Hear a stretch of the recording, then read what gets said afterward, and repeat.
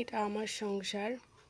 ভোরবেলা একদম ঘুম থেকে উঠে রেডি হচ্ছি, সব কিছু গুছানো গাছানো, সব কিছু গুছায় গাছায় রেখে রাজশাহীতে যাওয়ার উদ্দেশ্যে, আমার বাড়িতে যাওয়ার উদ্দেশ্যে সংসার ছেড়ে নিজের বাড়িতে যাওয়ার উদ্দেশ্যে রওনা দিচ্ছি। তো রাজশাহীতে যাওয়ার কথা শুনলে অন্যরকম একটা শান্তি লাগে, কারণ রাজশাহী মানেই আমার জন্মস্থান, নারীপোতা। তো ওখানে তো আকর্ষণ বেশি থাকবেই।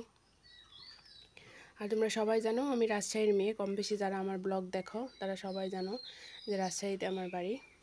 তো যাই হোক, এইটা হচ্ছে রান্নাঘর, একদম অন্ধকার। ভাবলাম তোমাদের সাথে শেয়ার করি। এটা বাইরের হচ্ছে বাথরুম, সব কিছু গুছাইয়ে একদম সুন্দর করে পরিপাটি করে তারপরে আমাকে যেতে হচ্ছে, কারণ আমি এসে আবার আমাকে এরকম সুন্দর ঝকঝকে পরিষ্কার জায়গা আমি পাবো না।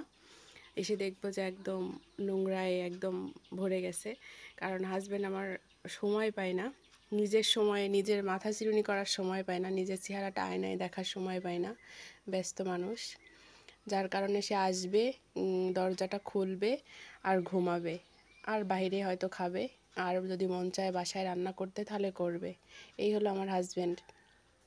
তো বিশাল বিজি ম্যান, সারা দেশ বিদেশ সব দেশের মানুষের হচ্ছে উপকার করে বেড়ায়, ঘরে উপকার না করলেও চলবে। তো আমার ঘরটা দেখছো তো কত সুন্দর গুছানো, সব কিছু একদম টিপটাপ পরিপাটি করা। যদিও আমাদের ঘরে তেমন কোনো ফার্নিচার নাই, তেমন কোনো চাকচিক্য নাই, দামি জিনিস নাই, দামি কোনো আসবাবপত্র নাই, তবুও আমি অনেক সুখী, কারণ এটা আমার হচ্ছে সুখের সংসার। তো ভালো থাকবে, আল্লাহ হাফেজ।